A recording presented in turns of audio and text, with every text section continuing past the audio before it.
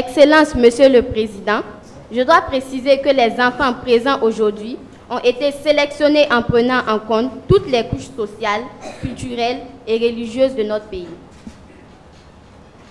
Excellence, Monsieur le Président de la Transition, chef de l'État, Madame le ministre du Genre, de la Solidarité nationale, de la Famille et de l'Action humanitaire, Monsieur le directeur de cabinet de son Excellence, Monsieur le Président de la Transition, chef de l'État, éminentes personnalités, distingués invités, chers camarades, mesdames et messieurs.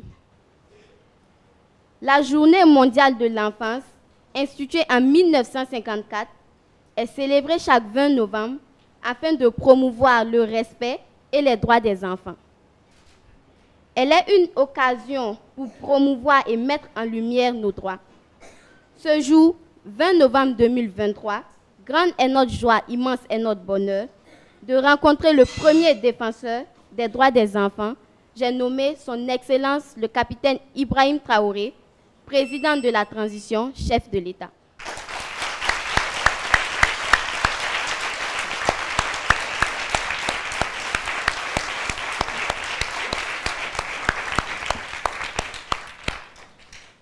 Nous aurons au programme l'interview exclusive, la remise symbolique de souvenirs, petit recueil des règles civiques dédicacées par le chef de l'État, d'un sac à dos, les séances photos et le déjeuner. Merci de votre aimable attention. Au micro pour vous servir, je suis Sidala Sanou, élève en classe de 4e, animatrice à la web, télé et radio Deni Voice, la voix des enfants. Je vous invite à suivre à présent l'hymne J'aime mon pays avec la voix des enfants pour la paix au Burkina Faso. Kandjam Kombi, unis à la diversité. Burkinabé, je suis le problème, je suis la solution au problème. Que voulez-vous faire de mon pays, de façon que j'aime? Que voulez-vous lui donner comme héritage? Qu'allez-vous lui laisser comme valeur pour se bâtir? Qu'allez-vous lui léguer comme vertu pour vaincre le doute, le désespoir, la discorde, pour vaincre la haine? J'aime mon pays, le Burkina Faso,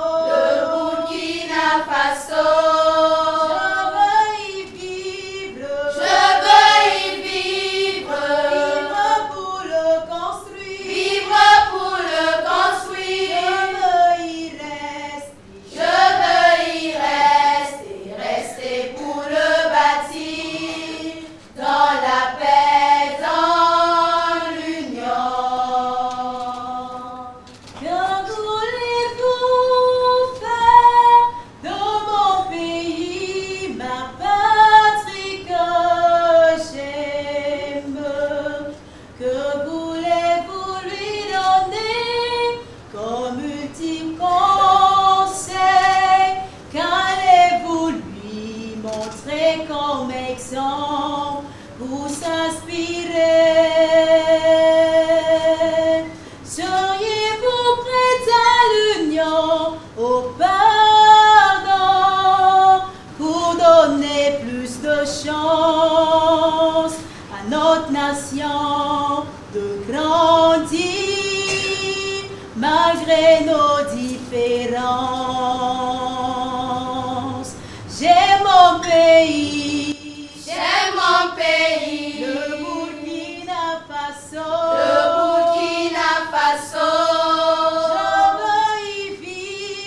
Je veux y vivre, pour le construire, Je veux y rester pour le bâtir, dans la paix, dans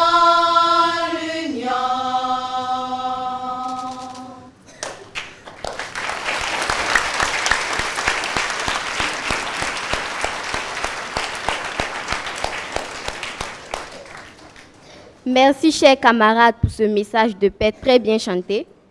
Mesdames et messieurs, place maintenant à l'interview du président de la transition, chef de l'État, interrogé par de grands journalistes du moment. Je vous remercie. Nous sommes le 20 novembre, c'est la journée mondiale de l'enfance. Pour cette occasion, nous, enfants du Burkina Faso, échangeons avec le chef de l'État, son Excellence le capitaine Ibrahim Traoré, autour de nos préoccupations majeures. Nous aborderons avec lui les droits et devoirs des enfants dans ce contexte difficile que nous connaissons tous. Bonsoir à toutes et à tous et merci de nous suivre depuis le palais de Koulouba à Ouagadougou. Je suis Lalia Mardia Koulibaly, journaliste présentatrice à Deni Voice et je suis très heureuse de vous accueillir dans cette émission spéciale avec une personne tout aussi spéciale, le président de la transition, chef de l'État, le capitaine Ibrahim Traoré himself. Bonsoir, Monsieur le Président. Bonsoir. Excellence, Monsieur le Président, cet entretien est une première dans notre pays et nous vous remercions pour votre disponibilité à parler aux enfants et avec les enfants. Je ne suis pas seule pour conduire cet entretien, je laisse chacun se présenter. Bonjour Monsieur le Président. Bonjour. Je me nomme Warren Ashken Ninkema, journaliste reporter à Défi Junior. Bonjour. Je suis Keita Abdourahman, je suis correspondant scolaire et journaliste présentateur à Deni Voice. Bonsoir Monsieur le Président. Bonsoir. Je m'appelle Yaro Leila Rosine, journaliste à Défi Junior. Merci. Merci, chers camarades. Excellence, Monsieur le Président de la transition, qu'est-ce que ça vous fait d'être interviewé par les enfants journalistes? D'accord, bonjour à tous et merci d'être là. Je dois dire que je suis ému d'abord. C'est la première fois aussi que je rencontre des enfants journalistes avec un art oratoire sans pareil. Félicitations à vous.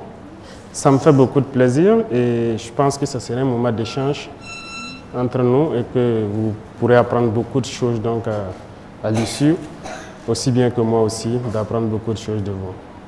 Merci, Monsieur le Président. Nous aussi sommes heureux d'avoir ces moments avec vous. Pouvez-vous nous parler un peu de votre enfance et de votre parcours professionnel avant d'être président de notre pays? Je suis né dans un village qu'on appelle Kera, qui se situe dans la boucle de Mohoun,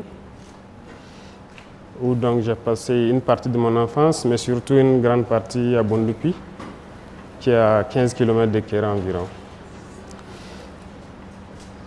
Mon enfance, je n'ai pas grandi forcément dans une famille aisée.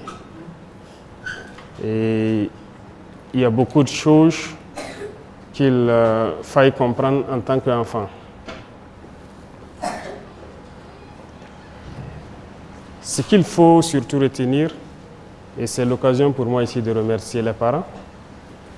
À votre âge, ce n'est pas évident, mais quand j'étais à votre place, ce que j'ai retenu plus de mon père, c'est à chaque fin du mois, quand je le voyais avec son ardoise, en train de calculer.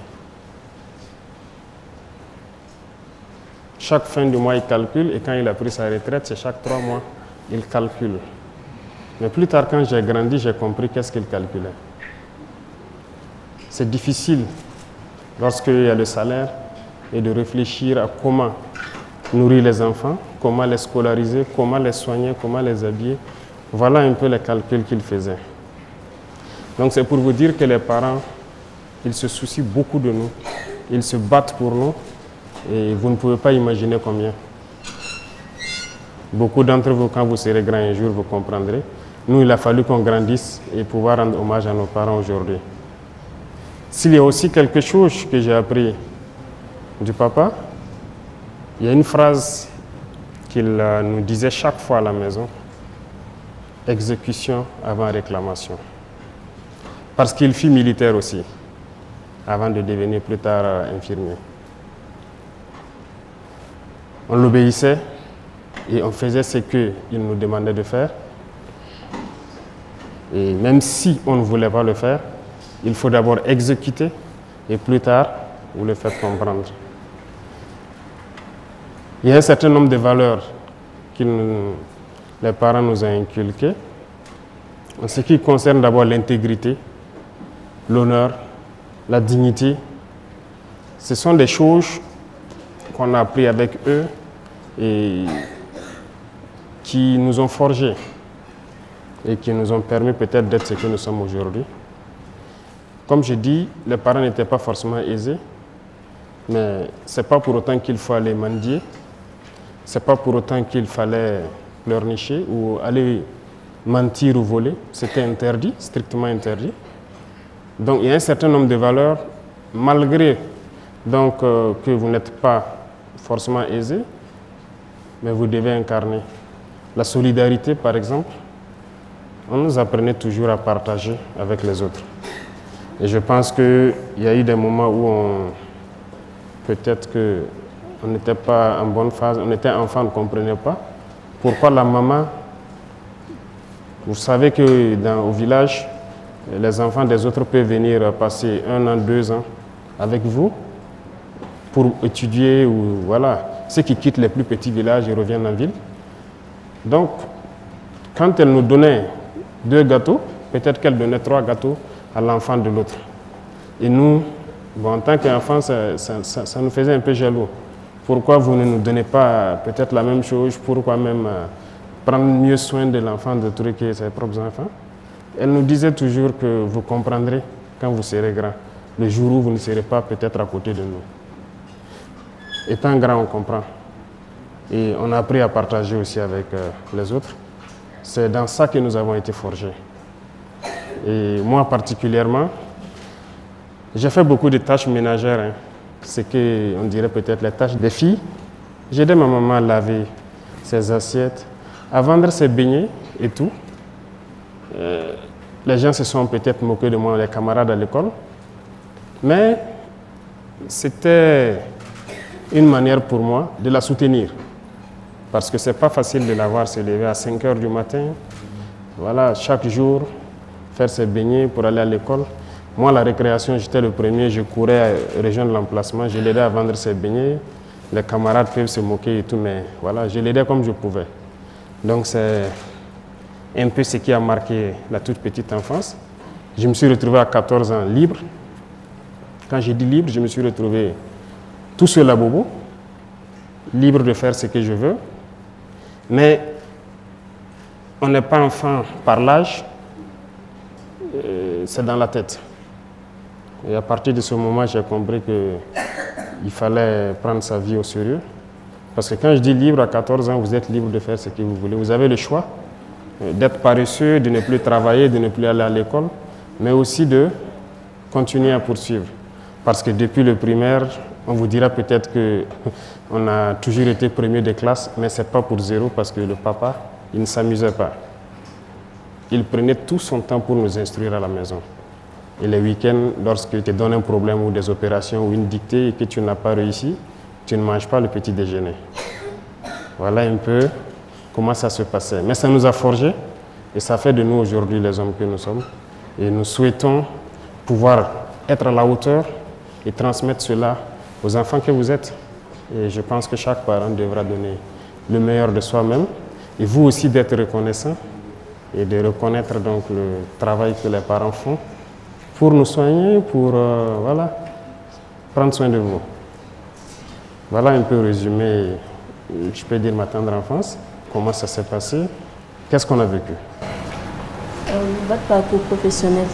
Il faut dire qu'il y a une chose aujourd'hui, je suis le chef d'État, mais j'étais, comment je vais dire, j'ai fait le primaire, le secondaire, l'université comme tout le monde.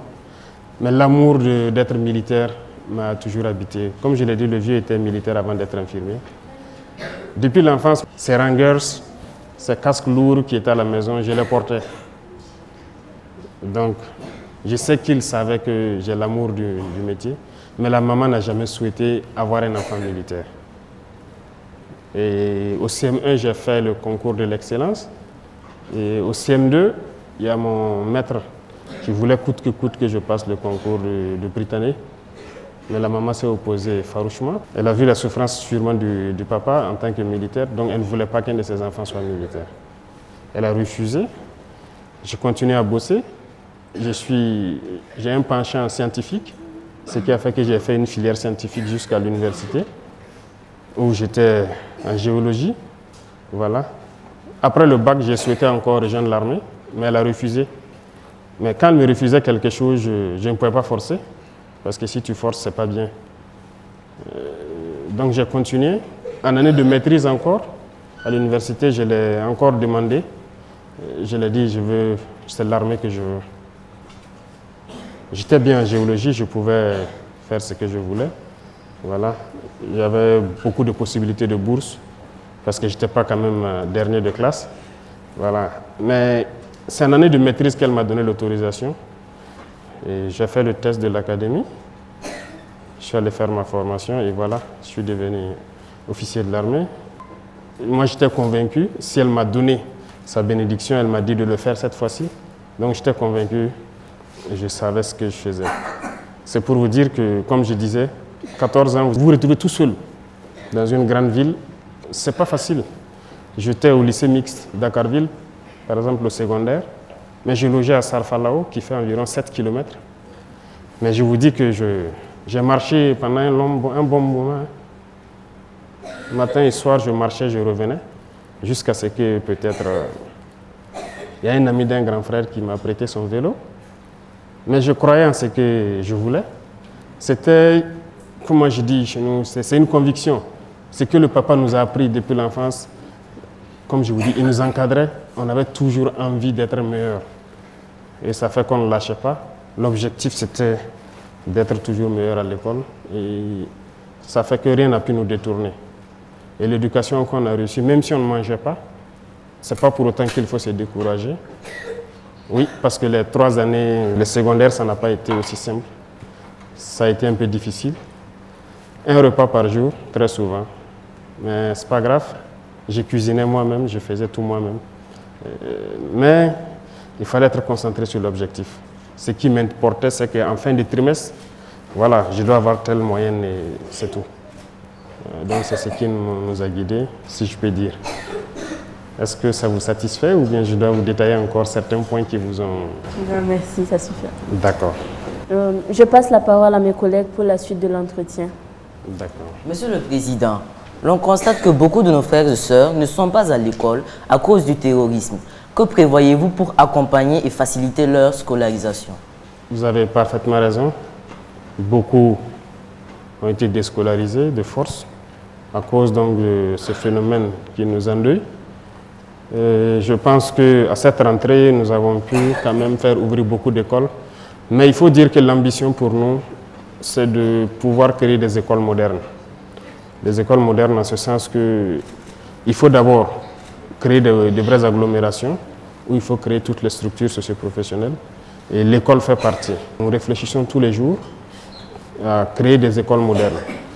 Parce que aujourd'hui, il y a beaucoup de villages qui ne peuvent pas retourner où les gens ont dû abandonner. Actuellement, les gens sont dans certains centres. On a créé un cadre pour que les gens puissent étudier. Mais ce n'est pas le meilleur cadre pour nous.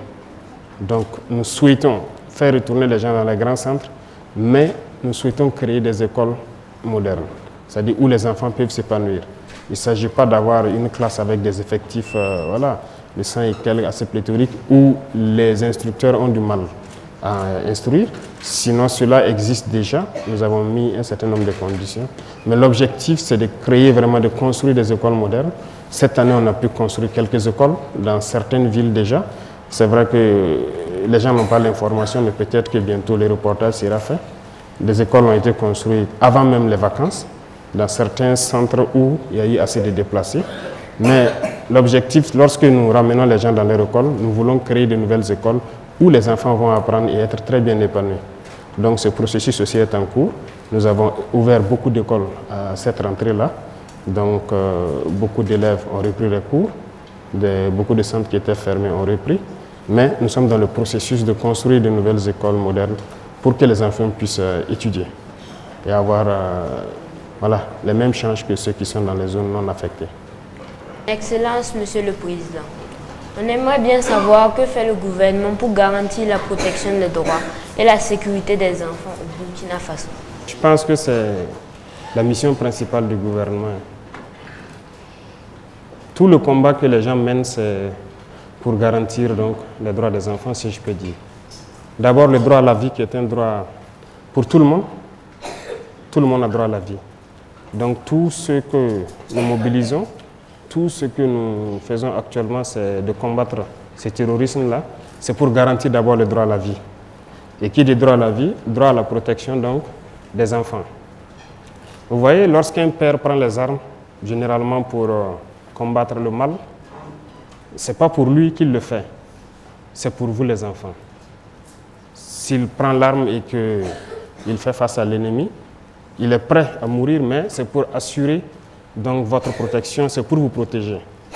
Donc c'est notre devoir de créer ces conditions pour que les hommes puissent se battre, mais assurer la protection donc, des enfants que vous êtes. Aujourd'hui, nous vivons une situation, mais nous espérons que vos vies soient meilleures que les nôtres. Que ceux qui n'ont pas droit à un certain nombre de privilèges aient ce droit-là demain. Parce que nous sommes convaincus que cette condition peut être réunie au Burkina Faso.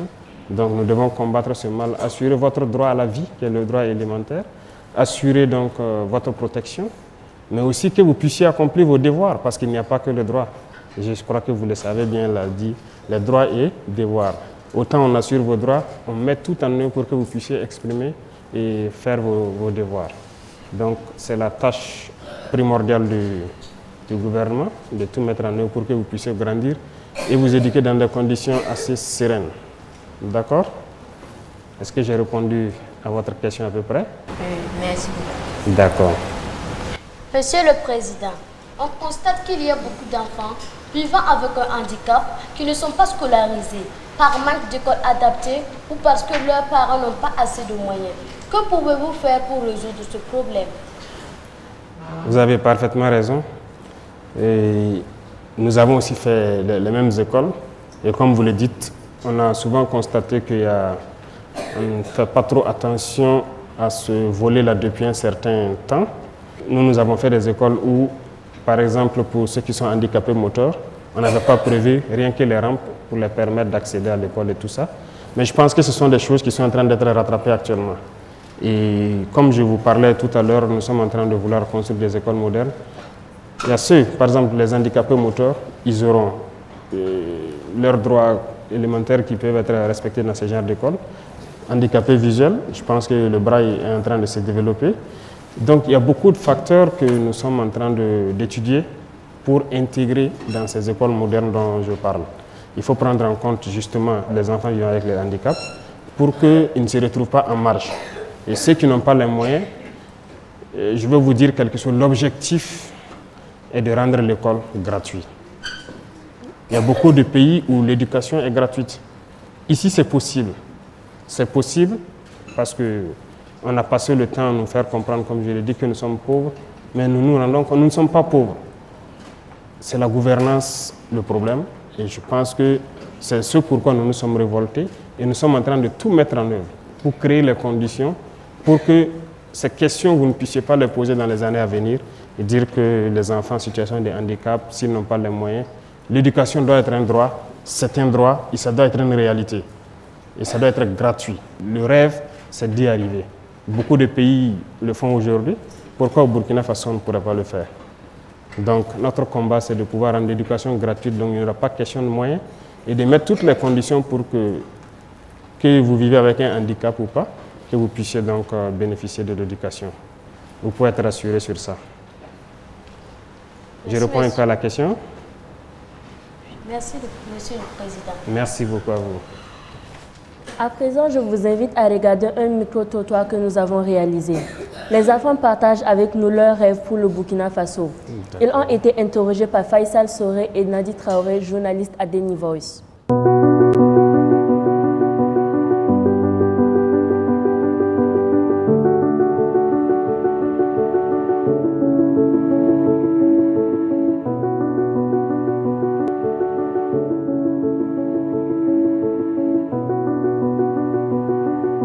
Je m'appelle Baga Divine Lorissa Terawan.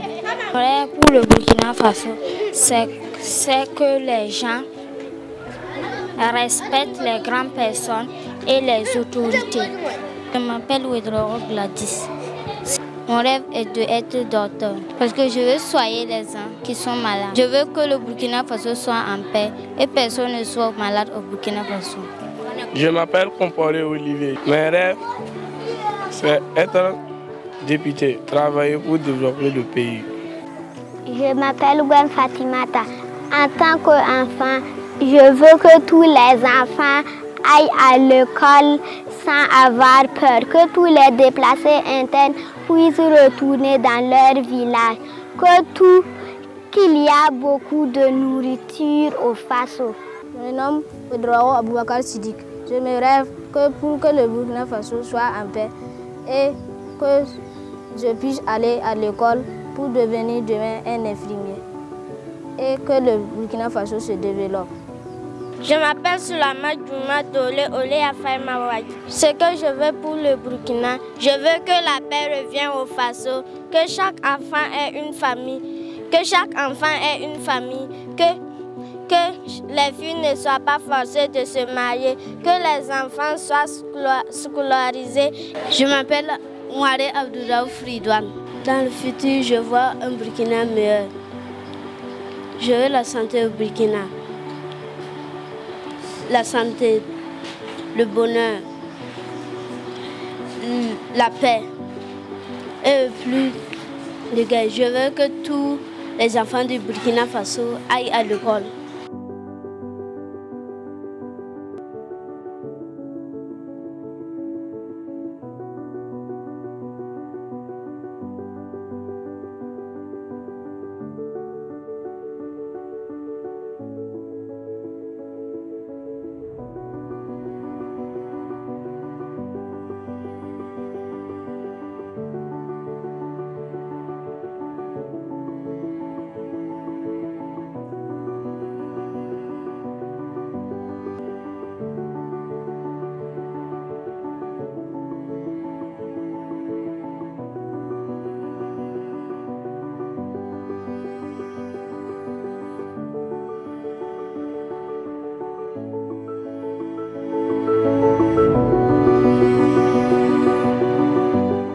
Monsieur le Président, réaction après ce que vous venez de voir. Il y a un de vos camarades, c'est Ridouane, c'est ça, qui dit qu'il rêve d'un futur, voilà, du Burkina Faso, où il y a le bonheur, la paix. Il a résumé beaucoup de choses. C'est aussi notre rêve. Beaucoup parlent de la paix, retourner à l'école et tout. Je vois que vous n'êtes pas des enfants dans l'esprit. La situation vous a rendu adulte. Et c'est tout ce que nous avons comme conviction aussi. Il faut que la paix revienne, que vous retournez à l'école, que chacun retrouve ses camarades, que vous puissiez communier, que vous puissiez partager, que vous puissiez vivre l'enfance. Nous avons vécu plus ou moins en paix. Et si aujourd'hui les enfants n'arrivent pas à vivre ce minimum d'amour qu'ils ont pu partager là, ça nous met mal à l'aise. Donc le combat, c'est de ramener cette paix-là. Et aussi, comme il a dit, un avenir meilleur, le bonheur, le développement, c'est possible. Parce que je peux vous assurer que vos enseignants et en tout cas les pédagogues sont à pied d'œuvre pour créer les conditions pour que vous puissiez apprendre le Burkina réel. Parce que ce que nous avons appris, ce n'est pas forcément bien pour la tête. Qu'est-ce que je veux dire par là? Par exemple, on ne vous dit pas toutes les potentialités du Burkina. Il faut qu'on puisse vous enseigner cela. Donc vos manuels scolaires vont sûrement changer. Les gens sont à pied d'œuvre pour inscrire dedans les réalités. Nous avons appris beaucoup de mensonges, parce que c'est ce que l'impérialisme a voulu qu'on apprenne. Mais nous voulons changer cela avec vous. Que vous appreniez les réalités du Burkina et qu'on puisse se mettre au travail ensemble et pouvoir faire sortir le pays donc, de cette situation. D'accord? Et c'est bien possible. Manger à sa faim, c'est possible. Il l'a dit. Est-ce que beaucoup de gens aujourd'hui à l'école font, par exemple, le jardinage? Nous, je sais que chacun avait une partie dans le jardin de l'école. Matin et soir, on arrosait nos arbres. On faisait beaucoup de choses de façon pratique. Et c'est une manière d'apprendre l'agriculture tout petit. Et ça peut aider, contribuer à ce qu'on soit autosuffisant. Donc chaque enfant doit manger à sa faim. Un enfant ne doit pas avoir faim. Donc c'est le combat que nous menons. Je suis très ému et je suis très content que vous pensiez la même chose. D'accord? Nous sommes encouragés ainsi. Vous êtes un vrai leader, un exemple pour nous les enfants. Chaque jour, nous voyons à la télévision les combats que les FDS et les VDP mènent sur le terrain contre les terroristes. Quelle est la situation actuelle de la lutte contre les forces du mal? La situation actuelle, nous ne souhaitons même pas que vous voyez certaines choses, mais ce que je peux dire, ce n'est pas un plaisir de tuer, comme on le dit, ce n'est pas bien. Mais s'il y a des gens qui sont venus au Burkina et ont commencé à tuer des Burkinabés, on a le droit de se défendre, de les empêcher de tuer des Burkinabés. C'est ce que nous vivons. Donc, des individus ont été manipulés, sont venus s'en prendre aux Burkinabés et nous sommes en train de nous organiser pour les faire face. C'est vrai que la lutte a duré, beaucoup de gens ont souffert depuis ces années, mais actuellement, nous pouvons vous dire que nous sommes sur des rails assez solides parce que la première des choses, tout ce que vous voulez faire dans la vie, il faut s'organiser. Il ne faut pas aller en rang dispersé, comme on aime le dire. Même à l'école, voilà, dans vos jeux, on vous l'apprend, n'est-ce pas? Lorsque vous vous tenez la main pour être plus fort, ou lorsque chacun se met dos à dos pour pousser l'autre pour être plus fort, c'est ça. C'est une manière de vous apprendre à ne pas aller en rang dispersé et de s'organiser. Il s'agissait pour nous d'organiser l'armée d'abord. Donc c'est ce qui est en cours. Il faut organiser pour que les gens puissent aller au combat, des gens qui se connaissent. Lorsque vous ne vous connaissez pas, c'est compliqué. Donc cette phase est en cours et c'est très bien évolué. Deuxième chose, c'est l'équipement. Nous avons vécu beaucoup de situations sur le terrain. C'est comme j'ai dit, ce que nous avons vécu, nous ne souhaitons pas que demain les autres vivent la même situation. Il fallait équiper les forces. Nous sommes sur cette question. Beaucoup de gens aujourd'hui sont très bien équipés. En tout cas, sur ce volet, on a fait un gros effort, justement avec le peuple qui a compris la mission. Vous savez que ce n'est pas de la magie qu'on a fait. Voilà, nous avons exposé la situation au peuple. Nous avons demandé à ce que les gens contribuent pour pouvoir équiper les forces. Que ce soit en protection individuelle, en moyens roulants, les armes, les munitions.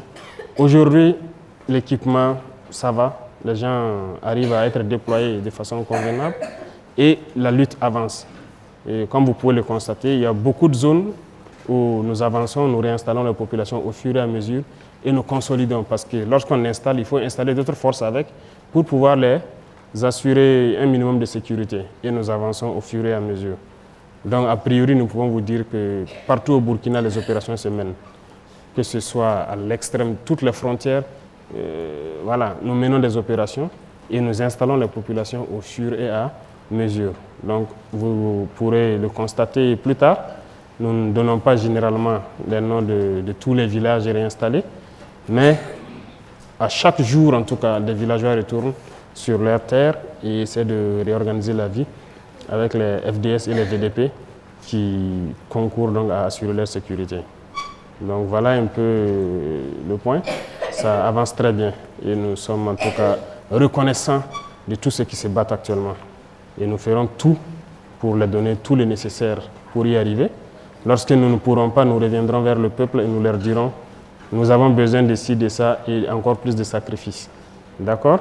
Mais la lutte avance très bien. Tous les jours en tout cas, nous arrivons à faire des opérations, à avoir des victoires. Par rapport au terrorisme, l'on constate son excellence que des enfants sont contraints de quitter leur famille pour se retrouver seuls sans aide. Qu'est-ce qui est fait pour aider ces enfants en difficulté? Beaucoup de parents, beaucoup de vos grands frères et grandes sœurs ont décidé de faire face au mal. Beaucoup y laissent leur vie et des enfants se retrouvent orphelins. Et d'autres dans des conditions en tout cas pas reluisantes. Et il y a une loi sur les pipis qu'on a adoptée. Et je pense que l'objectif, c'est quoi? C'est que ces enfants dont les parents ont consenti le sacrifice suprême, ces enfants dont les parents ont été fauchés donc par ces forces du mal-là, qu'on puisse leur donner un avenir meilleur. Parce qu'on ne peut pas les laisser comme ça. Donc, c'est vrai, on a voté des lois, mais il faut mettre en pratique.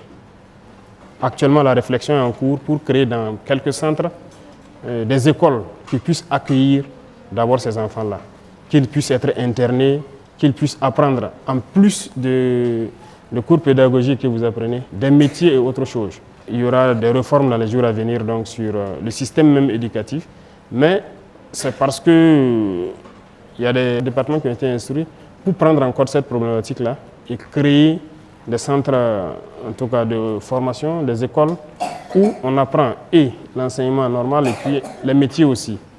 Donc, les enfants qui seront en situation défavorable ou ceux qui ont perdu les parents dans cette guerre devront pouvoir avoir un minimum de vie, un minimum de dignité pour pouvoir apprendre. Donc, nous sommes dans ce processus et comme j'ai dit, l'objectif à moyen ou long terme, c'est de rendre complètement l'éducation gratuite. Mais en plus de l'éducation, les pupilles de la nation, il faut aussi prendre soin d'eux parce qu'il n'y a plus quelqu'un pour les entretenir. Donc c'est un devoir pour la nation de prendre soin d'eux. Voilà pourquoi nous votons ces textes-là. Mais il s'agit de la mise en pratique maintenant qui est la phase importante pour nous, pour qu'à la rentrée prochaine, nous puissions voir au moins un échantillon. D'accord? On aimerait bien devenir des leaders comme vous. Que sera fait pour susciter le leadership des enfants burkinabés dans la sous-région, voire même en Afrique? Leadership. C'est vrai que si vous dites que je suis un leader, je suis content de l'apprendre et je pense que vous êtes tous des leaders potentiels. Comme je dis, vous savez, qu'est-ce que ça veut dire le Burkina Faso? C'est le pays des hommes intègres. C'est ça, non?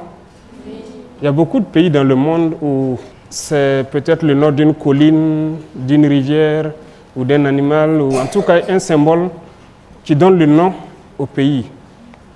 Rares sont ces pays, je ne connais pas la signification de chaque pays, mais rares sont ces pays où on définit la qualité des hommes. Est-ce que vous comprenez? Burkina Faso, les hommes qui y vivent doivent être des hommes intègres. C'est le pays des hommes intègres. Donc, il y a beaucoup de valeurs que vous devez d'abord incarner, des valeurs que vous devez apprendre et faire, appliquer. Ça commence par là. Et lorsque vous pouvez appliquer ces valeurs-là, vous devenez un modèle au sein de vos camarades. L'intégrité est une valeur très très importante. L'honneur. Je pense qu'il y a un petit bouquin et on espère que ça pourrait être partagé un peu partout et que l'éducation civique et morale dans les écoles on puisse vous apprendre toutes ces valeurs-là. Qu'est-ce que c'est que l'honneur? Qu'est-ce que c'est que l'intégrité? Qu'est-ce que c'est que la solidarité? Il y a beaucoup de valeurs. Lorsque vous développez ça autour de vous, vous êtes un modèle. Et votre parole doit être une parole d'honneur. Est-ce que vous comprenez? Donc, nous allons instaurer donc dans vos cursus là un certain nombre de cours qui puissent vous permettre déjà de dégager l'assurance de pouvoir être des modèles pour vos camarades. Et ça, c'est important. Après ces valeurs, il y a le travail, il y a l'exemplarité, il y a beaucoup de choses. Donc, moi, je ne peux pas citer quelles sont mes qualités parce que j'ai des défauts aussi. Voilà, l'homme n'est pas parfait, mais il y a un certain nombre de qualités qu'il faut avoir pour peut-être être leader. Si vous n'êtes pas un exemple, les gens ne peuvent pas vous suivre. Et qui dit exemple, c'est le bon exemple, puisqu'il y a le mauvais exemple et il y a le bon exemple. Donc il y a des vices dans la vie, il faut s'en éloigner, forcément, et prendre le bon exemple. Quelqu'un qui ne respecte pas ses parents, tu ne peux pas dire à l'autre de respecter ses parents. Parce qu'il va te dire que toi-même, tu ne respectes pas tes parents. Vous comprenez? Si tu ne respectes pas ton grand frère, tu ne peux pas dire à l'autre de respecter son grand frère. Donc, il y a des choses que vous devez pouvoir faire et ça va amener les autres à vous respecter et à faire ce que vous allez les dire de faire. Et c'est là que lorsque vous parlez, on peut vous croire. Vous ne pouvez pas être un menteur et puis vouloir que les autres ne mentent pas. Donc il y a des valeurs que vous devez incarner forcément. Lorsque vous avez une parole, vous avez une parole. Il ne faut pas mentir, il ne faut pas voler, il ne faut pas tricher. On vous apprend tout ça à l'école, n'est-ce pas? Donc apprenez ça très bien parce que ce sont des valeurs très importantes qui doivent vous permettre d'être des leaders. Lorsque vous êtes un menteur, si vous parlez, même dans votre classe, quelqu'un va lever le doigt et dire que non, toi tu as menti hier, tu as dit ça, ce n'est pas vrai. On peut se tromper, mais il ne faut pas mentir chaque fois. Vous pouvez ne pas avoir la vérité sur un sujet, se tromper, dire quelque chose, mais aussi reconnaître à un moment donné qu'on s'est trompé. Ça fait partie aussi de la qualité d'un leader. Parce que lorsque vous dites quelque chose aujourd'hui, vous n'avez pas la vérité peut-être, mais demain, si vous vous rendez compte que ce n'était pas vrai ce que vous avez dit, il faut avoir le courage, l'honnêteté de reconnaître et de dire, bon, hier, moi, je vous avais dit ça, mais ce n'était pas vrai. Donc aujourd'hui, voilà ce qu'il y a, je m'en excuse. Donc le leader, c'est beaucoup de choses qu'il faut réunir, mais je pense qu'il y a de bons exemples dans la société et normalement les parents doivent être de bons exemples pour vous inculquer toutes ces valeurs-là. Et à l'école, les instituteurs le font, à la maison aussi, il faut le faire et il faut apprendre beaucoup. Et vous êtes tous des potentiels leaders, d'accord? Donc le leadership, on fera tout pour vous inculquer ces valeurs-là à l'école et vous permettre de pouvoir vous exprimer, vous affirmer. D'accord? Est-ce que je réponds un peu à votre question? Oui, merci beaucoup. D'accord. Monsieur le Président, nous imaginons que ce n'est pas facile de diriger un pays en crise. Qu'est-ce que nous, les enfants, nous pouvons faire pour vous aider à réussir votre mission? C'est pas facile. Même si ce n'était pas un pays en crise, ce n'est pas facile. Parce que diriger, c'est compliqué. Il faut pouvoir se mettre au-dessus de tout, écouter tout le monde, apprendre beaucoup de choses, vraiment avoir, comme on dit, la tête sur les épaules. Mais surtout un pays en crise, une crise qui perdure, c'est compliqué. Mais ce que moi je vais vous demander, vous les enfants, c'est de cultiver le patriotisme. C'est la meilleure chose que vous puissiez donc faire pour que nous ayons le courage de mener le combat. Et le patriotisme, c'est très important. Il faut aimer sa patrie. Et qui dit patrie, c'est vous-même d'abord. Il faut vous aimer entre vous, il faut être solidaire. Et je suppose qu'à la récréation, chacun partage son gâteau avec les enfants qui n'en ont pas. N'est-ce pas? Il faut aider les parents, il faut les soutenir, il faut les écouter. Il faut tout faire pour vous éloigner de certains vices, je peux dire, notamment la drogue. C'est des choses, peut-être pour les tout petits, ils ne savent pas ce que c'est, mais pour ceux qui ont un certain âge, on vous en parle déjà. Il faut tout faire pour éviter certains vices. Parce que vous êtes l'avenir de la nation. Vous êtes l'avenir de la patrie.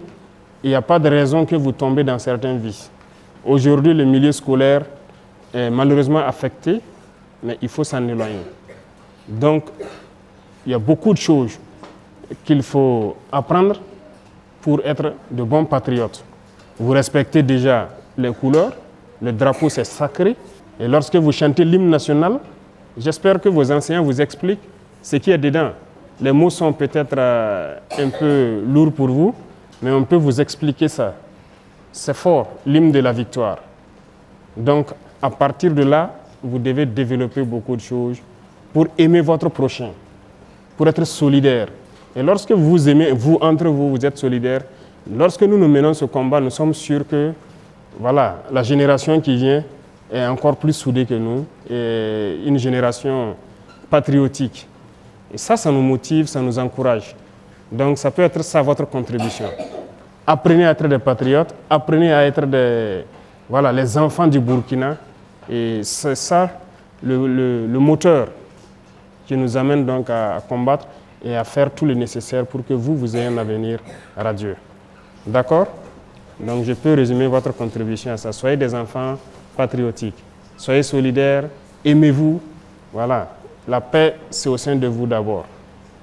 Et votre génération ne connaîtra pas ce que nous avons connu.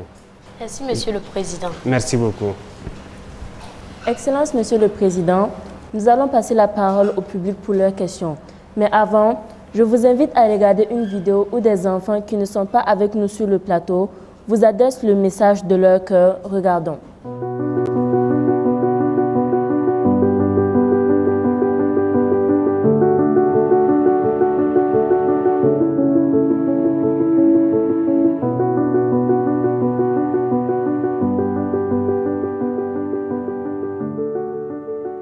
Je m'appelle Toukone Jennifer. Je veux que le président surveille les Burkinabés et qu'il fasse finir le terrorisme au Burkina Faso. Je m'appelle Kompori Radia Oudat. Je veux que le président sorte parler et que les enfants respectent le code de la route.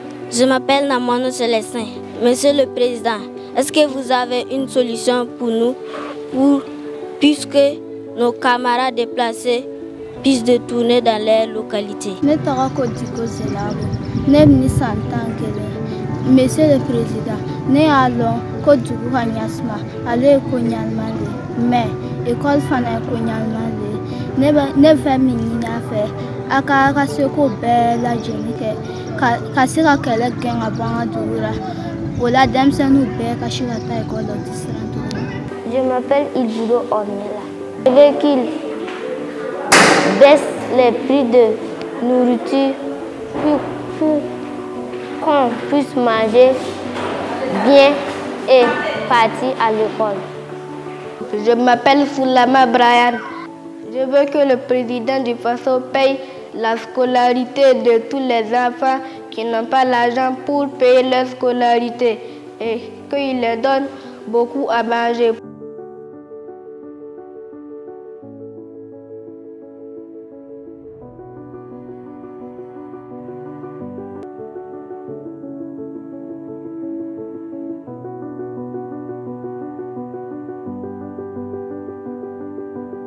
Je m'appelle Toné Chérifatou.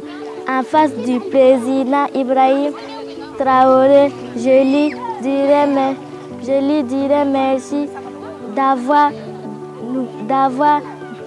aidé, de nous avoir donné la joie. Je m'appelle Tienou Amen Emmanuel. Je suis né à Tansila. J'ai commencé à étudier à Tansila. À cause de l'insécurité, les écoles étaient fermées. J'étais obligée de venir chez ma grande sœur à Tchériba pour étudier. Là-bas, j'ai trouvé mon CP. Aujourd'hui, je suis à Ouara, en train de faire 6e. Je vous demande, Monsieur le Président, quand est-ce que je peux retourner chez moi?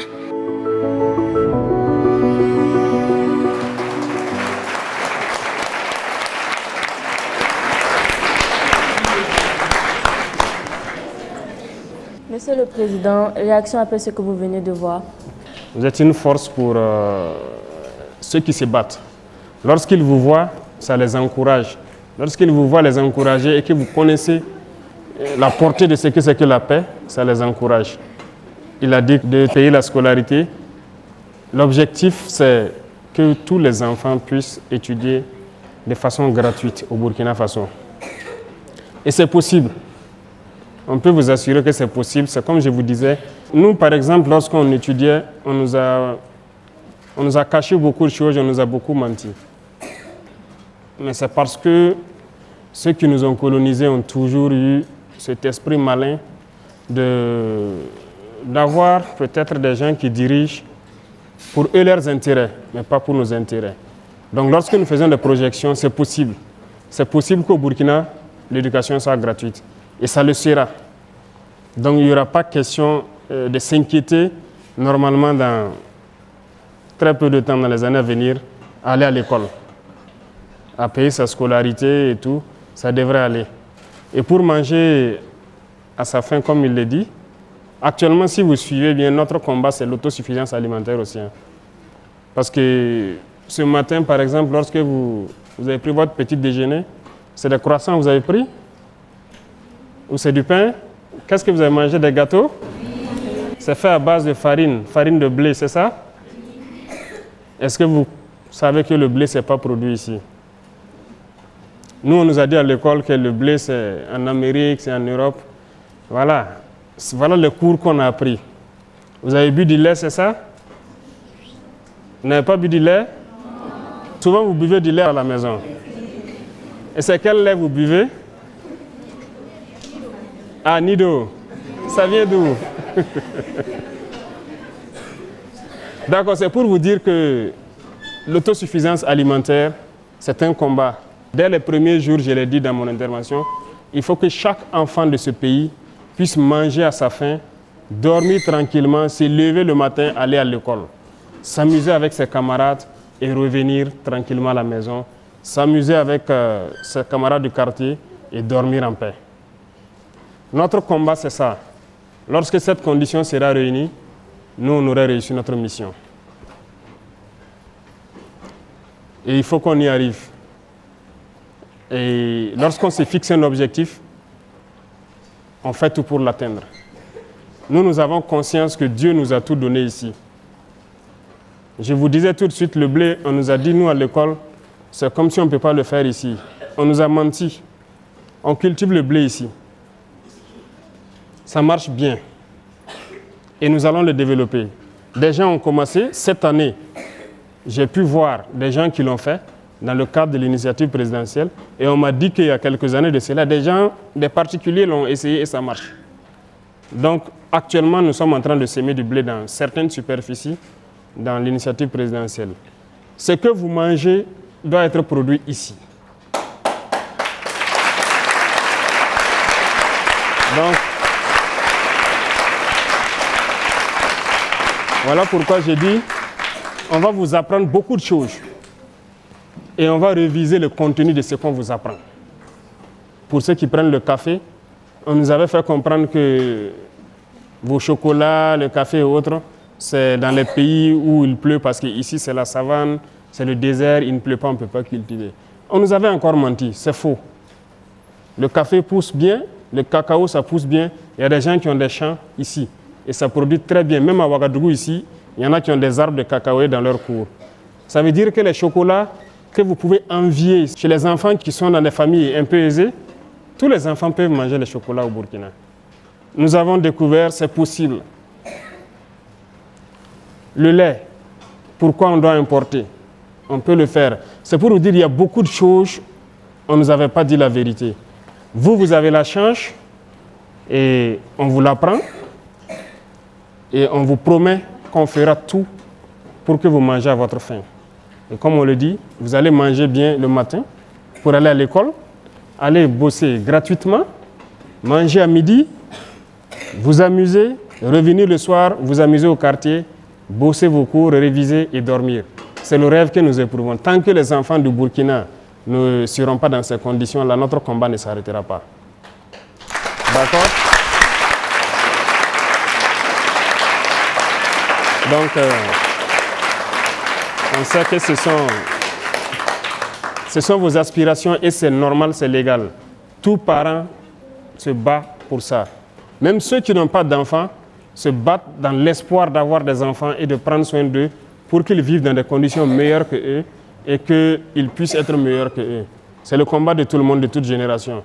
Nous avons la chance, Dieu nous a tout donné. Partout au Burkina, vous savez que partout on cultive. Partout. Au Sahel, là on vous dit que c'est le désert, ce n'est que le sable. On peut produire. Nous, on nous a beaucoup menti à l'école, hein, mais c'est le formatage du colon. Il nous fait comprendre cela pour qu'on ne réfléchisse pas. Mais on s'est rendu compte que tout est faux. Si Dieu a laissé beaucoup de lacs dans ce désert-là, il sait pourquoi. On peut tout cultiver au Burkina, on peut tout faire. La terre est fertile. Et il y a des choses tellement naturelles au Burkina qu'on n'a même pas planté, mais qui étaient là. N'est-ce pas? Est-ce que le karité, vous avez appris à planter des karités? Vous vous êtes né trouvé, non? Ça, l'état sauvage dans la nature. Vous savez que c'est un don de Dieu. C'est beaucoup de choses qui sont dans les karités. Vous avez le beurre de karité, qui est de l'huile, c'est important. Vous savez qu'il y a du chocolat dedans?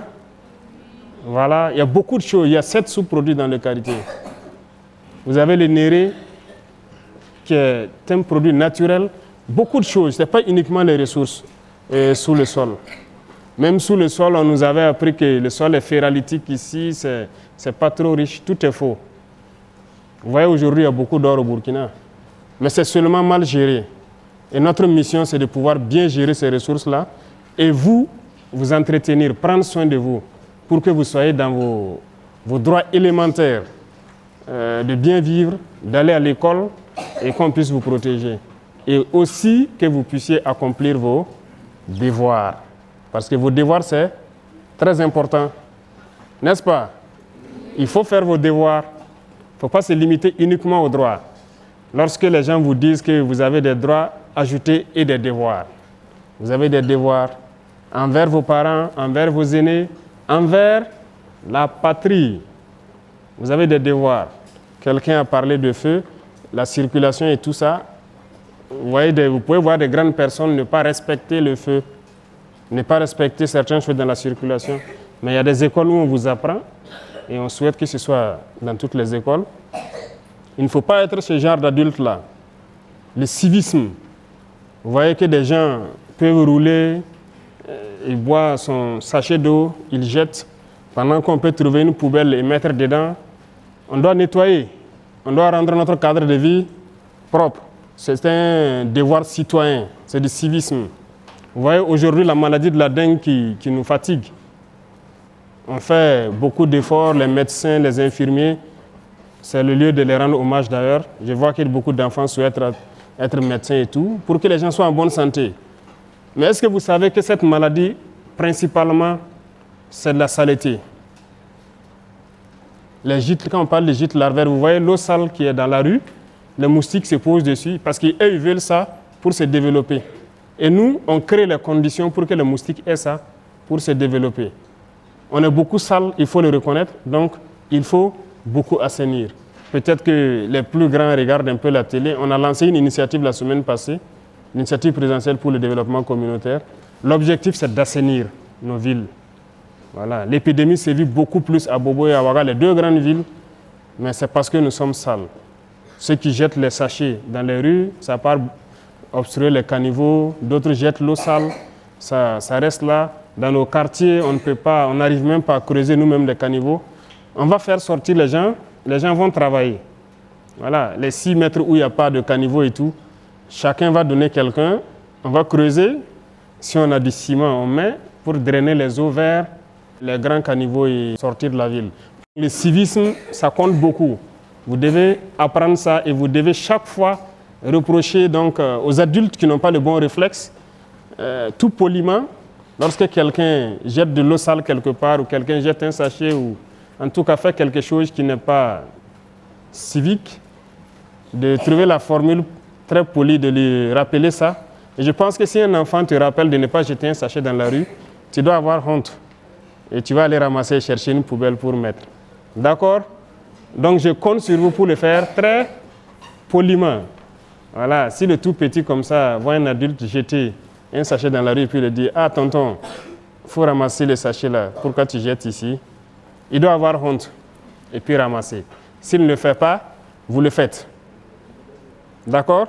Donc, cultiver ce comportement civique-là, c'est très important. OK? Voilà. D'autres questions?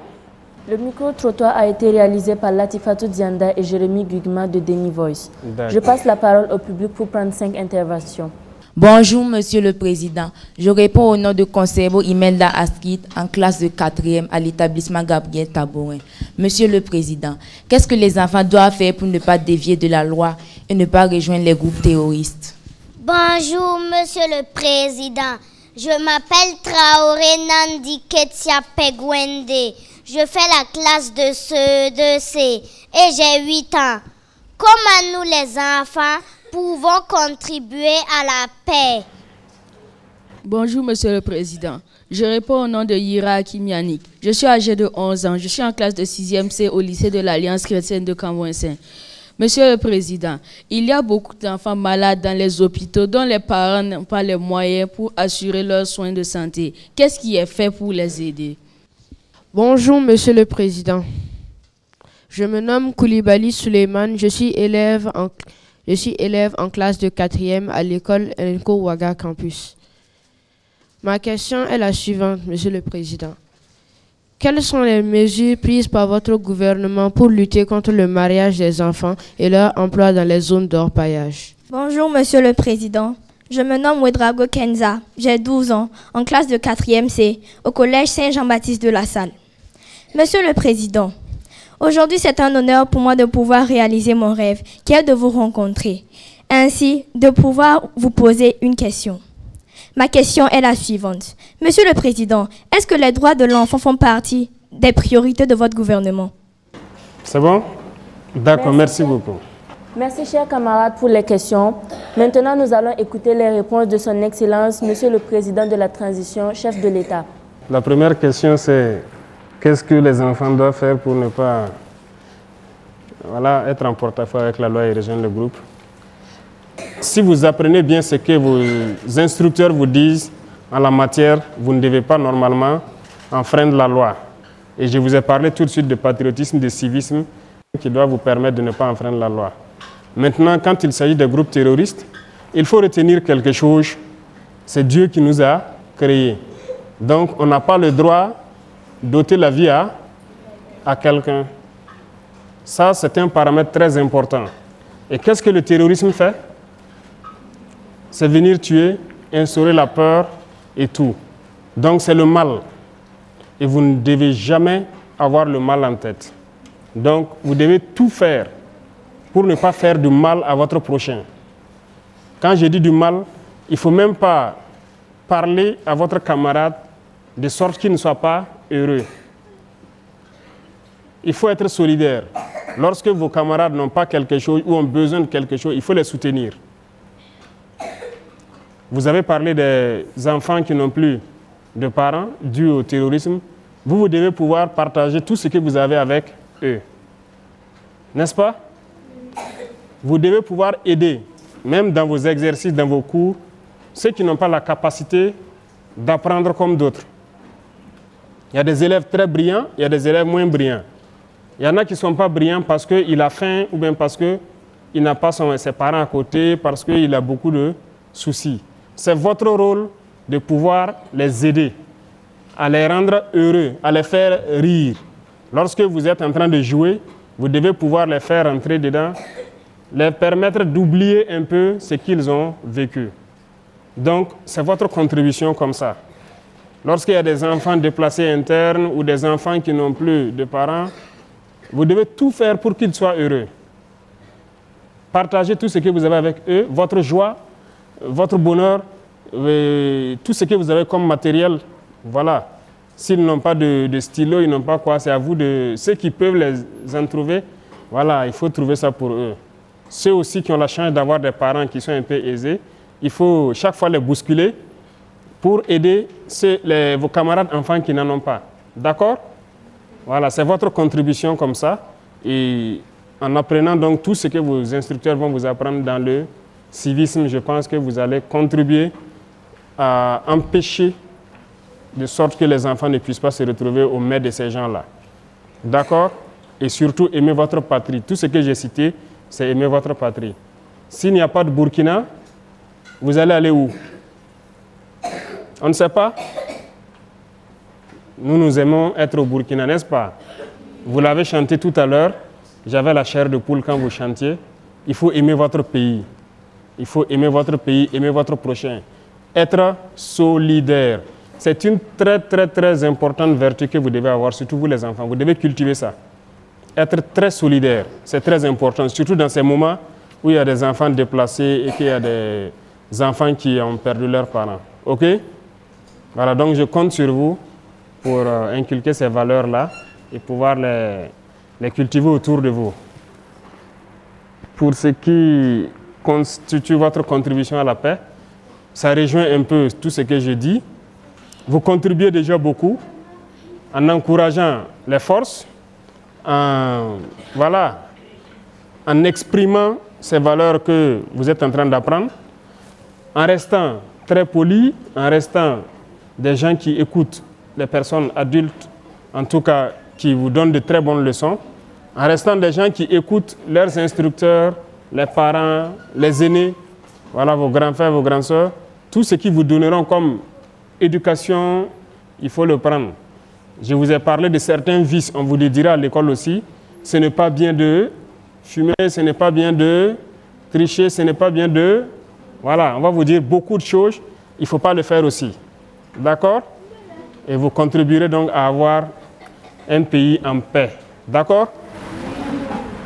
Pour les enfants malades, je pense qu'il y a déjà une loi qui dit qu'il faut, les enfants d'un certain âge, les soins gratuits, mais on doit reconnaître que ce n'est pas effectif partout. Les soins sont gratuits pour les enfants d'un certain âge, mais la réalité, dans certains centres, peut-être ils ne disposent pas de médicaments ou de toute autre chose. Actuellement, le combat, c'est de ramener le niveau donc, de beaucoup de structures sanitaires à un niveau assez, en tout cas, confortable pour pouvoir prendre soin des enfants. Et pourquoi ne pas même mettre en place un hôpital mère-enfant? Le projet est en cours.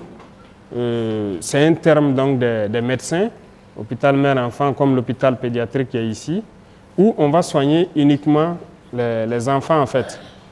Donc, il faut développer les capacités de ces hôpitaux-là.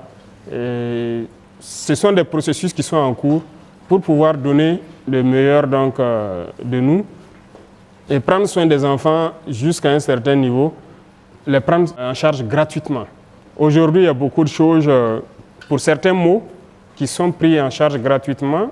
On ne souhaite même pas que les enfants aient ça, mais il se trouve qu'il y a des enfants, par exemple, qui ont des maux comme les cancers. Et on a réveillé notre hôpital qui soigne ça. Et c'est gratuit pour les enfants de 0 jusqu'à 15 ans, je crois.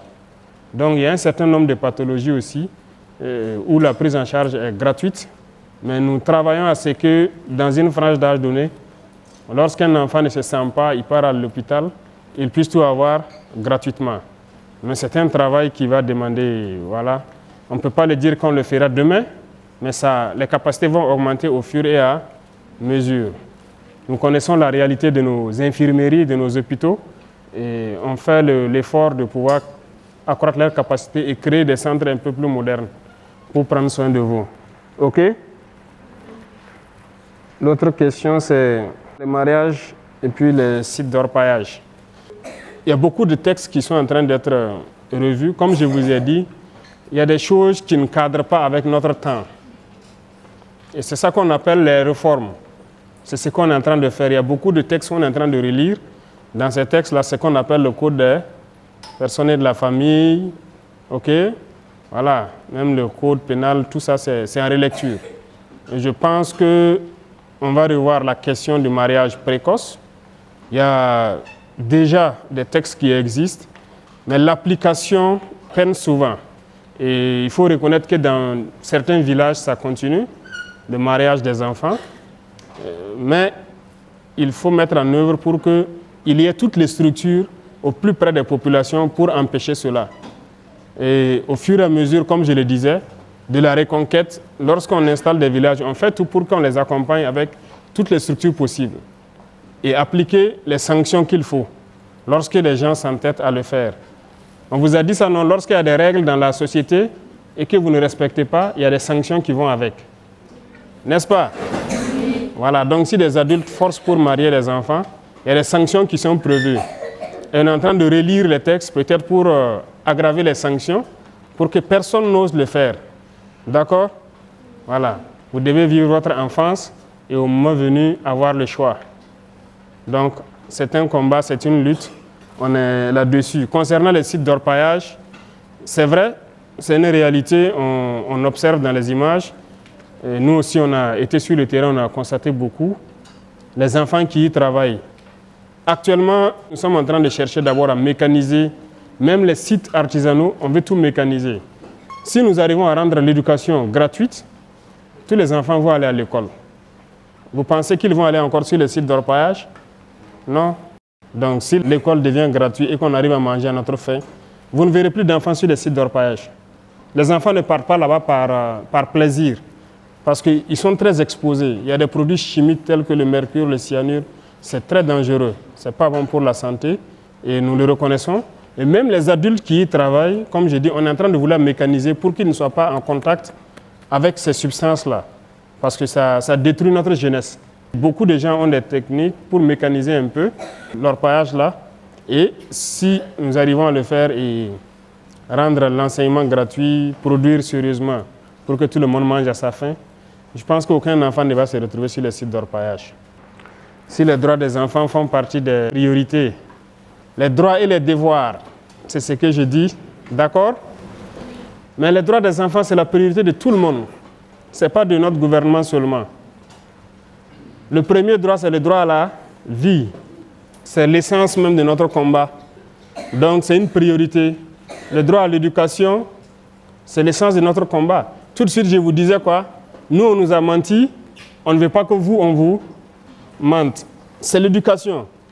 Qu'est-ce qu'on doit vous mettre dans la tête pour que le pays se porte bien?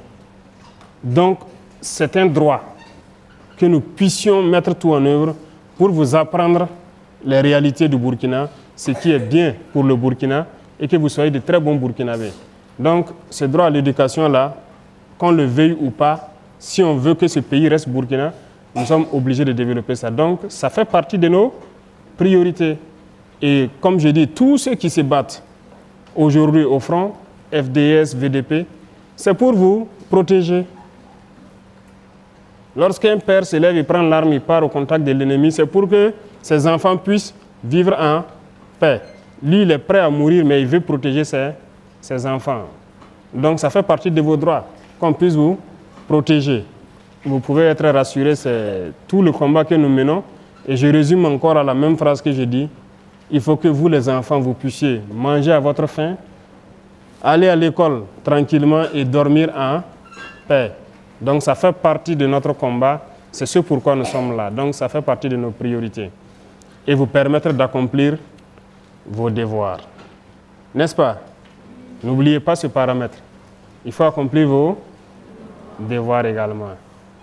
Voilà un peu, si je peux dire, la réponse aux 5 intervenants, si je me trompe. Autre question? Monsieur le Président, merci pour ces réponses. Excellence, Monsieur le Président de la Transition, chef de l'État. À l'occasion de la Journée mondiale de l'enfance, célébrée chaque 20 novembre, nous, les enfants du Burkina, avons un message à vous adresser. Notre message sera lu par Diko Leila de la province du Soum, chef-lieu Djibo.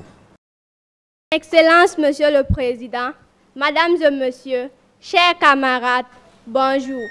Je reprends au nom de Diko Leila, âgée de 14 ans, en classe de 3e.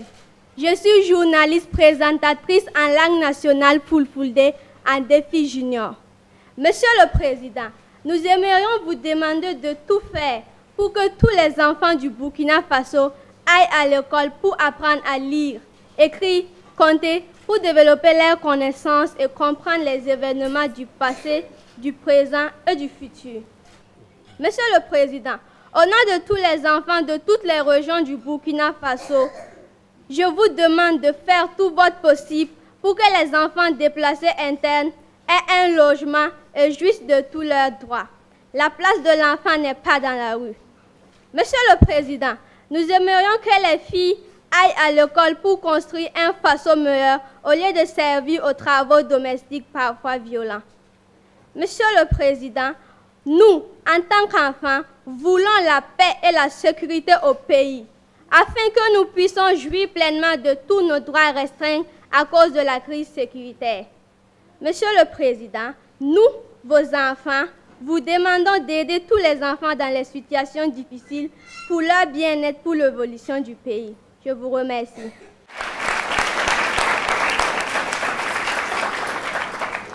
Merci beaucoup.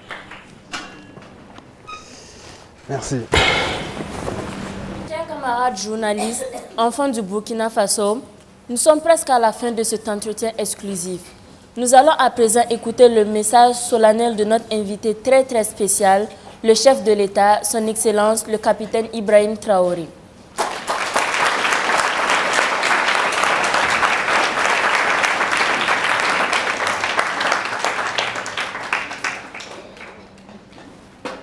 D'accord, merci beaucoup. Et j'espère que nous avons passé de très bons moments. J'avoue que je suis très surpris. À votre âge, ce n'est pas évident que je puisse faire ce que vous faites. Mais c'est ce que nous souhaitons. Tout le combat, c'est que vous soyez meilleurs que nous. Et cultivez en vous le patriotisme, cultivez en vous le civisme, écoutez donc vos enseignants, les parents, les aînés, et apprenez les bonnes manières. Retenez quelque chose, il n'y a qu'un seul Burkina. Et comme je vous dis, le Burkinabé se définit par l'homme intègre.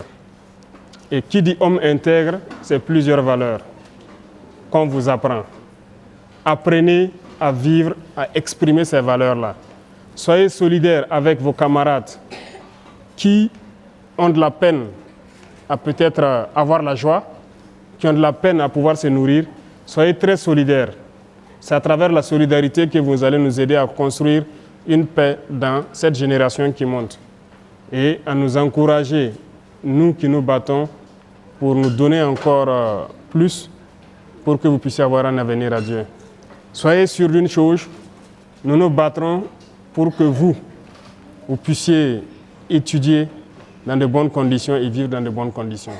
C'est l'essence de notre combat et nous pouvons vous faire le serment ici que nous n'allons pas trahir cet esprit de combat-là. Donc soyez rassurés et apprenez surtout à prendre soin de ceux qui ne seront pas à la même hauteur, que ce soit sur le plan matériel ou surtout pédagogique. C'est très important pour ceux qui n'ont pas pu finir l'année. Il y a un qui a quitté Tansila, qui s'est retrouvé à Kiriba, c'est ça? Qui est actuellement à Ouagadougou. Il faut que vous puissiez vous aider. Tout le monde n'a pas la même capacité, mais vous avez ce devoir-là d'aider les autres. En tout cas, merci beaucoup d'être venu passer une journée entière avec nous. Et je souhaite que l'année scolaire qui a démarré soit une année de succès pour vous et que pour le Burkina Faso, ce soit une année de succès sur le terrorisme et que la paix puisse revenir et que ceux qui ont quitté leur localité puissent se rejoindre et jouir de leurs droits et pouvoir exprimer leurs devoirs. Merci beaucoup à vous.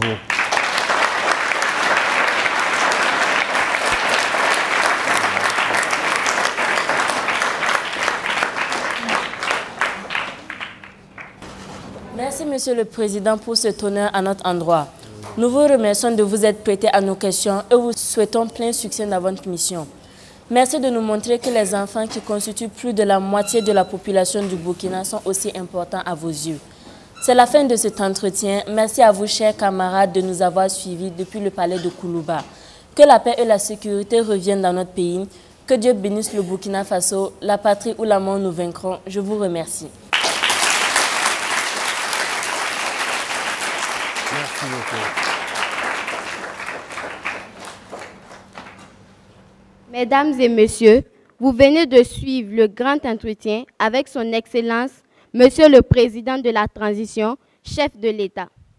Voici venu le moment pour le chef de l'État de remettre symboliquement des cadeaux à 6 enfants. Il s'agit d'un recueil dédicacé et un sac à dos souvenir de cette rencontre historique. J'invite à recevoir les cadeaux Dembélé Yasmine.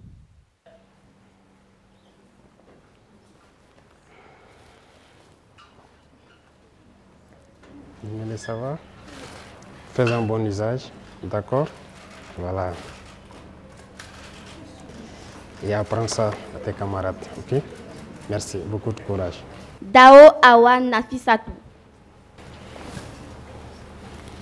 Dao, ça va?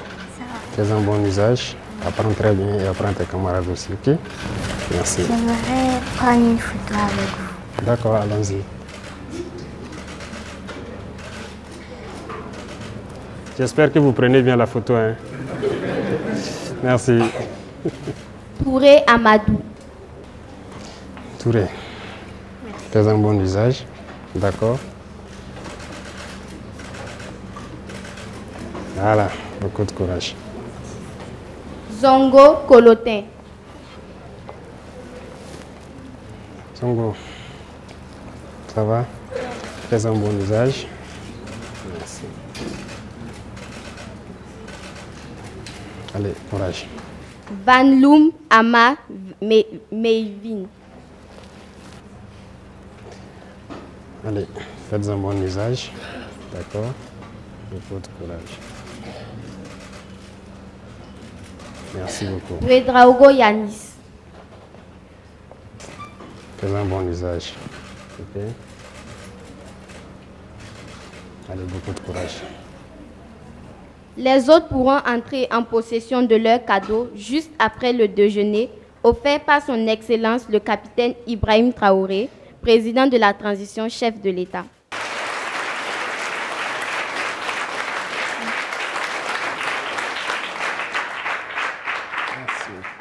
J'invite à présent nos 4 journalistes à faire la photo avec le président de la transition, chef de l'État. Mesdames et messieurs, merci de vous tenir debout pour le retrait de son Excellence, le capitaine Ibrahim Traoré, président de la transition, chef de l'État. La suite du programme prévoit la photo au perron. Je vous remercie.